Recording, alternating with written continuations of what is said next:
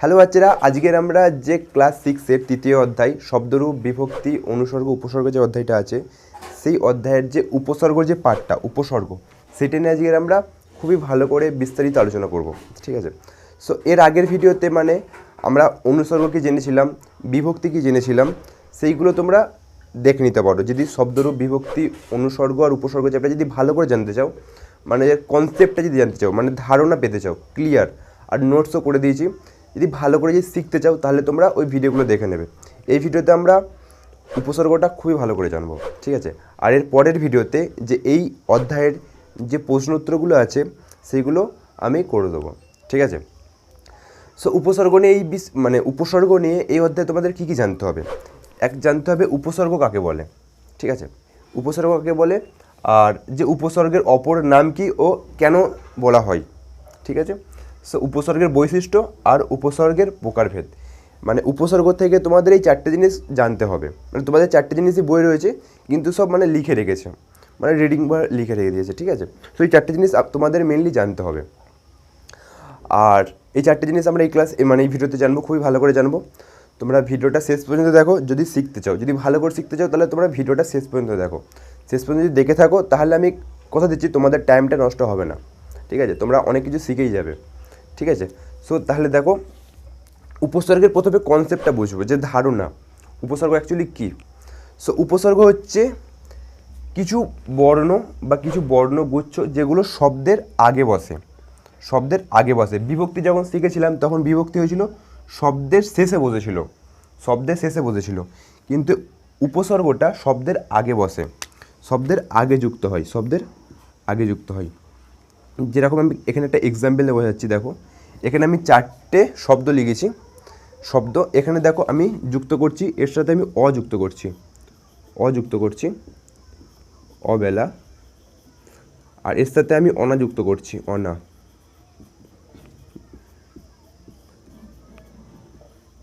আর এর সাথে আমি কু যুক্ত করছি কু, আর এর সাথে আমি যুক্ত করছি রাম। দেখো দেখো এই অনা কু রাম এই চারটে হচ্ছে উপসর্গ।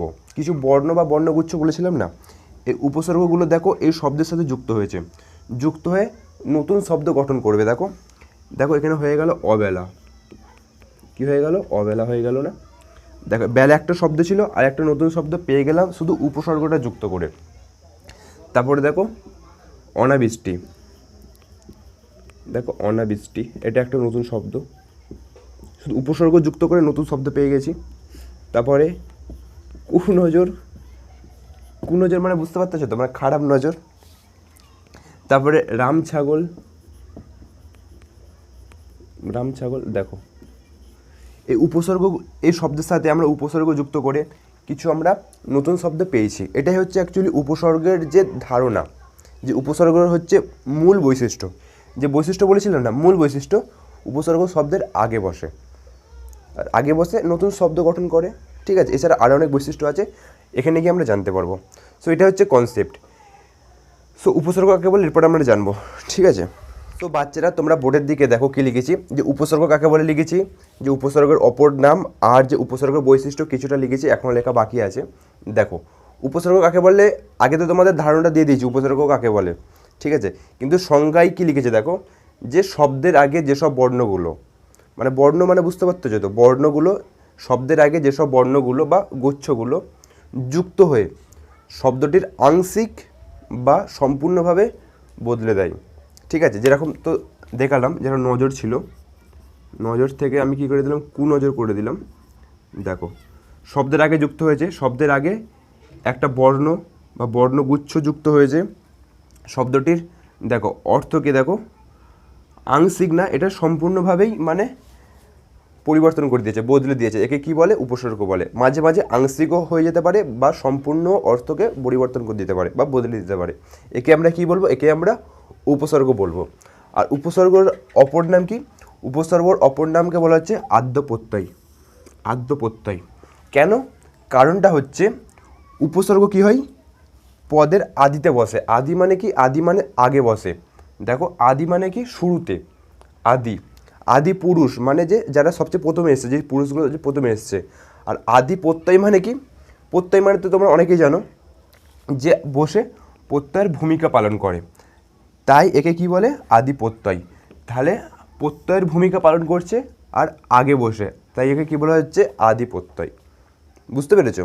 আর প্রিফিক্স বলা হয়, এটা তো মানে খুবই সহজ, যে উপসর্গকে ইংরেজিতে প্রিফিক্স বলা হয়, প্রিফিক্স। ঠিক আছে? আর উপসর্গের বৈশিষ্ট্য কি? উপসর্গের বৈশিষ্ট্য হচ্ছে, দেখো এটা একটা খুব সুন্দর বৈশিষ্ট্য লিখেছি। উপসর্গ শব্দের পূর্বে মানে আগে, পূর্বে মানে আগে, পূর্বে বসে শব্দের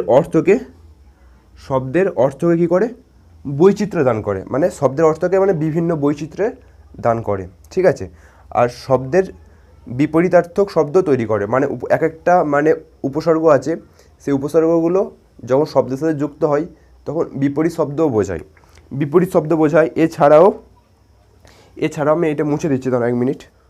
এছাড়াও শব্দের অর্থকে বিপরীত শব্দ তৈরি তো করে, এছাড়াও শব্দের অর্থকে সংকুচিত করে, মানে কম করে দেয়, সংকুচিত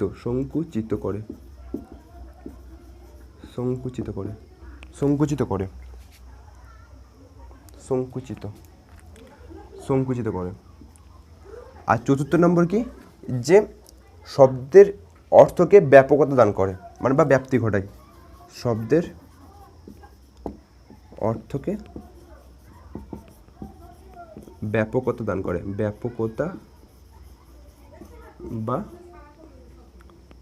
দান করে বা ব্যাপ্তি ঘটায়, ব্যাপকতা দান করে। ব্যাপকতা মানে বুঝতে পারতেছো? যে মানে বিশাল করে দেয়, যেরকম সাগরের আগে তুমি যদি মহা করে যুক্ত করে দাও, মহা, দেখো সাগর ছিল, তুমি যখন এই মহা উপসর্গটা যুক্ত করলে তখন এর অর্থটাকে কি ব্যাপকতা করে দিল, মানে বাড়িয়ে দিল। সো এই সাধারণত মোটামুটি উপসর্গের বৈশিষ্ট্য 4টে আমি এখানে উপসর্গ বৈশিষ্ট্য লিখেছি, যে বৈচিত্র্য করে দেয়, উপসর্গ শব্দের আগে বসে বিপরীত শব্দ তৈরি করে দেয়, যে সংকুচিত করে দেয় অর্থকে, আর ব্যাপকতা দান করে। এই মোটামুটি 4টে বৈশিষ্ট্য আছে। আর এখন আমরা উপসর্গের প্রকারভেদটা জানবো। ঠিক আছে? উপসর্গের প্রকারভেদ।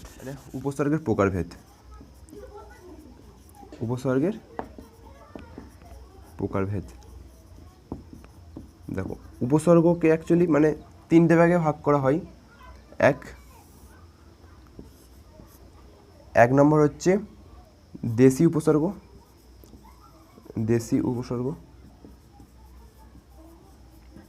2 নম্বর হচ্ছে সংস্কৃত উপসর্গ,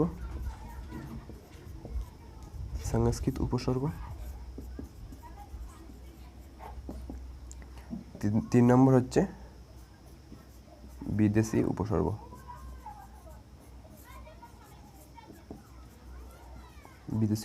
দেখো এবার দেশি উপসর্গ কোনগুলো, আর সংস্কৃত উপসর্গ কোনগুলো, আর বিদেশি উপসর্গ কোনগুলো। দেশি উপসর্গগুলো তোমাদেরকে এটা মুখস্থ করতে হবে। ঠিক আছে?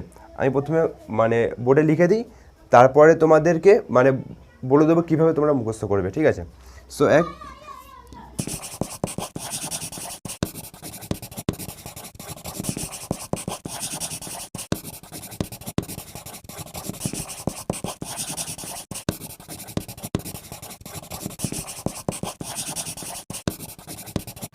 দেখো অজ অনা আরো আনো আবো কুনি না স্বভারপাতি রামগণ্ড হা, কুনি না স্বভারপাতি রামগণ্ড হা। দেখো এখানে আমি এই নি আর এই এই দুটো আমি স্টার দিচ্ছি। ঠিক আছে? তারপর সংস্কৃত উপসর্গ কী কী আছে? সংস্কৃত উপসর্গ আছে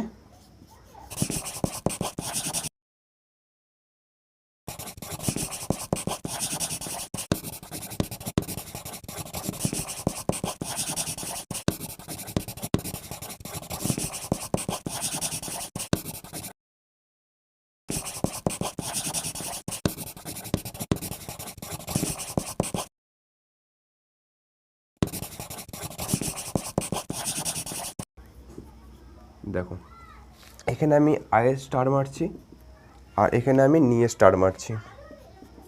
কেন বলো তো? দেখো যে আর নি এই দুটো হচ্ছে এখানেও আছে, এখানেও আছে, দেখতে পাচ্ছ। আর দেশি উপসর্গ, এগুলো মুখস্থ করার ট্রিক আমি বলে দেবো। আর দেশি উপসর্গটা দেখে দিই, বিদেশি উপসর্গটা। মানে বিদেশি উপসর্গ 4 ধরনের হয়, ঠিক আছে। এক হচ্ছে ফার্সি,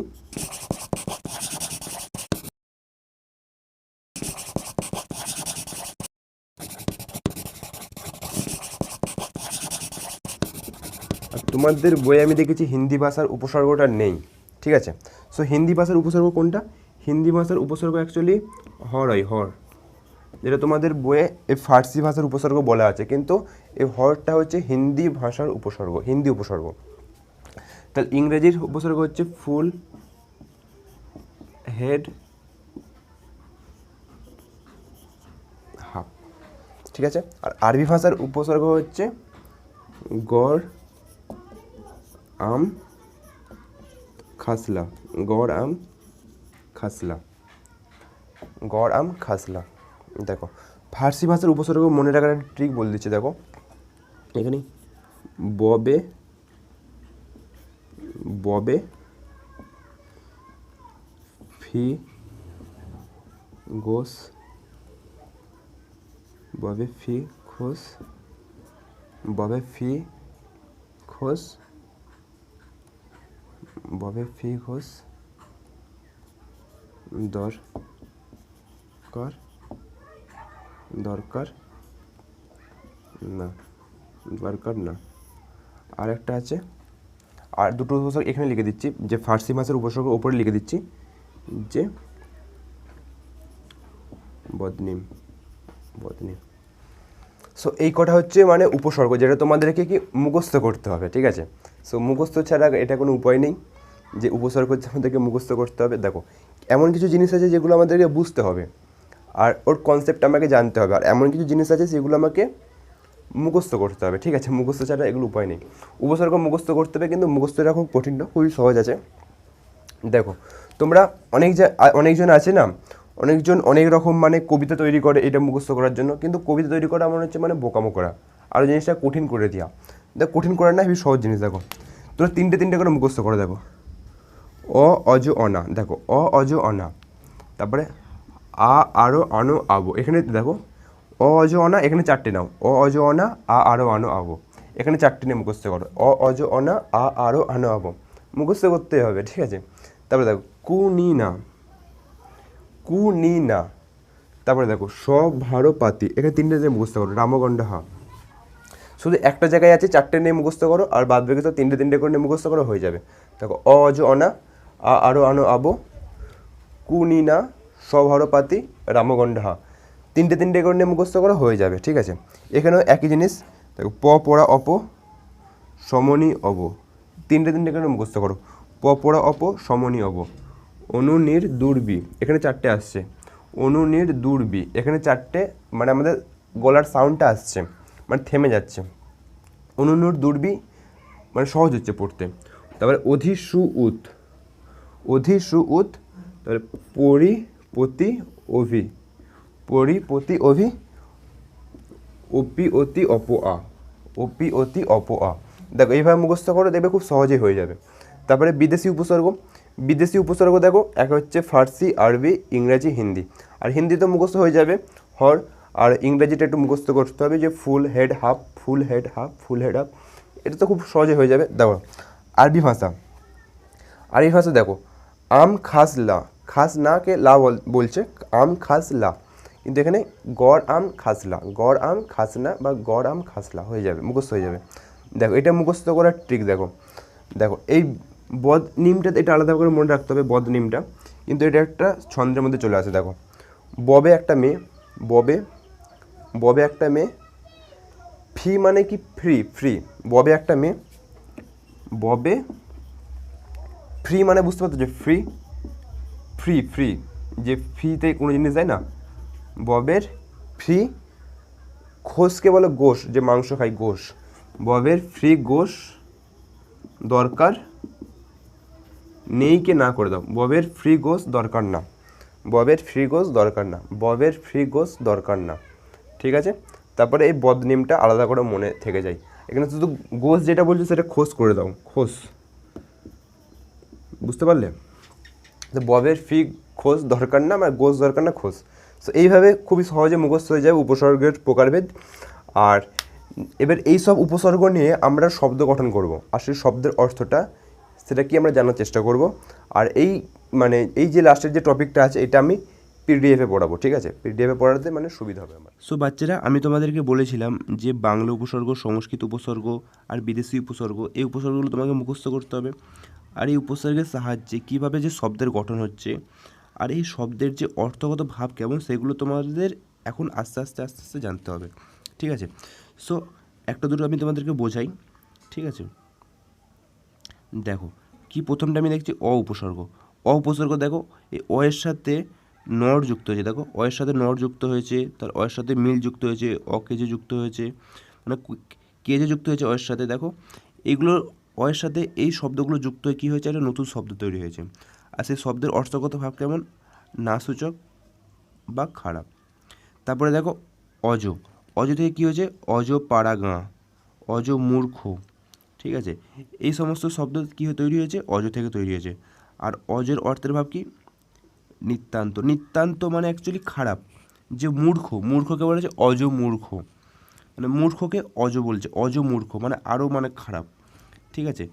পাড়া গাঁ, যে লোক না পাড়া গাঁ, যে গ্রামকেই বলা হচ্ছে পাড়া গাঁয়ের ছেলে, তো ওই পাড়া গাঁকে বলছে অজ পাড়া গাঁ, মানে খারাপ নিন্দাই করছে। নিতান্ত মানে অ্যাকচুয়ালি খারাপই বলা হয়। সো তারপরে দেখো অনা। অনা মানে কি, অনা থেকে হচ্ছে দেখো অনাহার, অনাবৃষ্টি, অনাচার, অনাসৃষ্টি, অনামুখ, এই সমস্ত শব্দ তৈরি হচ্ছে অনা থেকে। আর এর অর্থ কী হচ্ছে, এর অর্থ তৈরি হচ্ছে নাসূচক বা মন্দতা, মানে খারাপই বলা হচ্ছে। যে অনাবৃষ্টি মানে কি, খারাপই জিনিস বলা হচ্ছে, অর্থের একটা খারাপই আসছে, মানে মন্দ করছে। তারপরে দেখো আ থেকে কি আসছে, দেখো আ থেকে আসছে আছলা, তারপরে আসছে আচমকা, আগাছা, আঘাটা, আকাল, এই সমস্ত ইত্যাদি, মানে আ থেকে শব্দের গঠন তৈরি হচ্ছে আ উপসর্গ দিয়ে।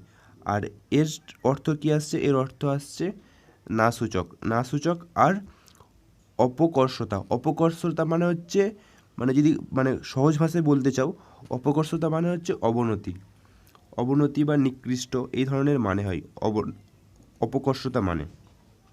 তারপরে দেখো আর উপসর্গ থেকে তৈরি হচ্ছে আর চোখ, আড়মোড়া। আর চোখকে তাকানো হবে না, আড়মোড়া মানে অ্যাকচুয়ালি বাঁকা অর্থ বোঝায়, বাঁকা বা অর্ধেক অর্থও বোঝায়, ঠিক আছে? সো তারপরে দেখো এখানে কি আছে, এখানে আছে আন উপসর্গ। আন থেকে কী হচ্ছে, আনকোড়া, আনমোনা, আঞ্চনা, এইটা মানে অর্থ কি, নাসূচক বা বিক্ষিপ্ত শব্দের অর্থ তোমাদের বুঝতে তো অসুবিধা হতে পারে। বিক্ষিপ্ত শব্দের অর্থ হচ্ছে অস্থির বা অশান্ত জিনিস। বিক্ষিপ্ত যেটা সবসময় স্থির না, অস্থির জাতীয় জিনিস। তারপরে আছে আব উপসর্গ হচ্ছে আবছায়া, আবডাল, মানে অস্পষ্টতা বোঝায়, যেগুলো আবছায়া মানে অস্পষ্টতা জিনিস। এটা তুমি বুঝতে পারতেছ। কু থেকে কি হচ্ছে, কু থেকে হচ্ছে কুকথা, কুকাজ, কুনজর, কুলক্ষণ, কুডাক ইত্যাদি। এটা খারাপ অর্থ বোঝাচ্ছে। তারপরে নিটা তোমরা দেখে নেবে, সঙ্গেটা, শটা, এটা তোমরা বুঝতে পেরে যাবে, দেখবে বুঝতে পেরে যাবে। তারপরে যেটা ইম্পর্টেন্ট আছে, যেরকম পাতি মানে কি, পাতি থেকে আসে দেখো পাতি হাঁস, পাতি কাক, পাতি লেবু, পাতি পুকুর, এগুলো কি ছোট অর্থ বোঝাচ্ছে, ছোট অর্থ। যেমন রাম থেকে রামদা, রাম ছাগল, এগুলো হচ্ছে বড় অর্থ বোঝাচ্ছে, ঠিক আছে? এগুলো তোমরা এক একটা করে দেখে নেবে। তারপরে দেখো কি আছে, এটা হচ্ছে সংস্কৃত উপসর্গ। দেখো সংস্কৃত উপসর্গ। আর এই উপসর্গর কিছু অর্থ তোমাদের হয়তো অসুবিধা হতে পারে, কিন্তু আমি তোমাদের চেষ্টা করব অনেক সহজ করে দেওয়ার, সহজ ভাষায় বোঝানোর চেষ্টা করব। তারপরে দেখো এই পড়া উপসর্গ, এগুলো তোমাদের মুখস্থ করতে হবে। মুখস্থ করার ট্রিক আমি তোমাদেরকে বলে দিয়েছি, যে তিনটে করে নিয়ে মুখস্থ করবে, ঠিক আছে? সো দেখো এই উপসর্গ থেকে হচ্ছে দেখো প্রকোষ্ঠ, প্রজ্ঞা, প্রশংসা, প্রগতি, প্রবল, এগুলো হচ্ছে। আর এর অর্থের ভাব হচ্ছে দেখো উৎকর্ষ আর আধিক্য মানে হচ্ছে দেখো উন্নতি করছে। উৎকর্ষ, আধিক্য মানে উন্নতি বা শ্রেষ্ঠতা বা বৃদ্ধি, এই ধরনের মানে হয়। যে সহজ ভাষা যদি বলতে চাও তাহলে ওই উন্নতি, বৃদ্ধি, এই মানেগুলো আসে। তারপরে দেখো পরা থেকে পরাজয়, পরাভাব, এই সমস্ত মানে আসছে। এই সমস্ত মানের মানে কি আসছে, অর্থের ভাব কি আসছে, অর্থের ভাব আসছে বিপরীত। বিপরীতকে বলা হচ্ছে বৈপরীত্য বা আতিশয্য। আতিশয্য, আতিশয্য মানে হচ্ছে অতিরিক্ত, অতিরিক্ততা, আতিশয্য মানে, বুঝতে পারতেছো। তারপরে দেখো অপ থেকে কি হচ্ছে অপমান, অপকৃষ্ট, অপলাভ, অপচয়, এই ধরনের শব্দের গঠন তৈরি হচ্ছে। এটা মানেও কি বিপরীত বলছে। আর নিন্দা, নিন্দা মানে তো খারাপ, তোমরা এটা জানো। তারপরে সংযোগ, থেকে সংযোগ, সংবাদ, এ ধরনের আসছে। এটা মানে কি সন্নিবেশ। সন্নিবেশ মানে হচ্ছে অ্যাকচুয়ালি কি বিন্যাস করছে, বিন্যাস। সন্নিবেশ সম্পর্ক মানে অ্যাকচুয়ালি বিন্যাস করছে, বিন্যাস বা সংস্পতানও বলা হয়, যে সহজ ভাষায় বোঝায়। মানে যদি মানে সন্নিবেশে সহজ ভাষায় যদি বলতে পারো ওকে, তাহলে বিন্যাস বলায়, বিন্যাস। তারপরে দেখো এখানে কি নি থেকে কি হচ্ছে নিবিষ্ট, নিনাদ, এই ধরনের উপসর্গ মানে শব্দের গঠন তৈরি হচ্ছে। এটা মানে কি আতিশয্য আর নিন্দা। দেখো আতিশয্য এর আগেও ছিল, আর নিন্দা মানে তো খারাপ, এটা তোমরা জানো। তারপরে দেখো তোমরা, তারপরে দেখো এই তারপরে অনু, এইগুলো তোমরা দেখে নেবে, এগুলো সহজ আছে। তারপরে এই একইভাবে সব শব্দের একইভাবে সবকটা তৈরি হয়েছে।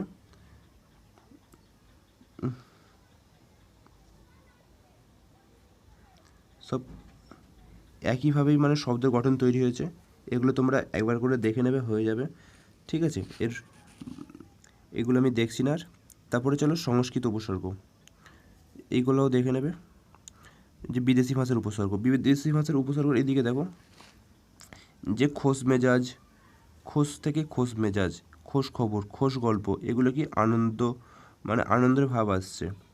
মানে মেজাজ খোশ খবর, ঠিক আছে, খোশ খবর মানে আনন্দদায়কের অর্থ আসছে। এগুলো তেমন কোনো কঠিন জিনিস না। দেখো কার থেকে কারাগার, কারচুপি, কারবার মানে কাজ সম্বন্ধে কিছু অর্থ দিচ্ছে, যে কার মানে কার থেকে যে এগুলো আসছে। তারপরে দর, তারপরে না, ফি, এগুলো তোমরা একবার করে দেখে নেবে, বুঝতে পেরে যাবে। না বদ থেকে দেখো বদনাম, বদমেজাজ মানে উগ্র জিনিসটা, উগ্র মানে জানো তো রাগী টাইপের অর্থ আসছে।